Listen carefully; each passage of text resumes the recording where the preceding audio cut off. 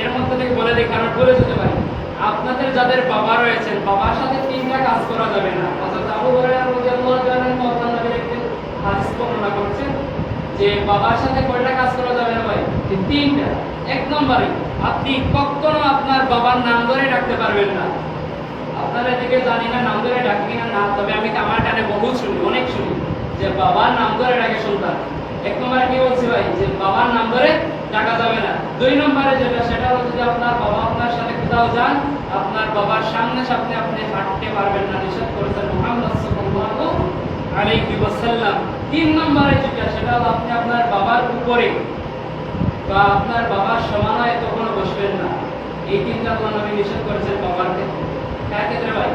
বাবা। এক নম্বরে বাবার নম্বর বেরা যাবে না, দুই নম্বরে বাবার সামনে সামনে হাঁটা যাবে না, তিন নম্বর বাবার সমান অথবা বাবার উপরে আপনি বসতে পারবেন না।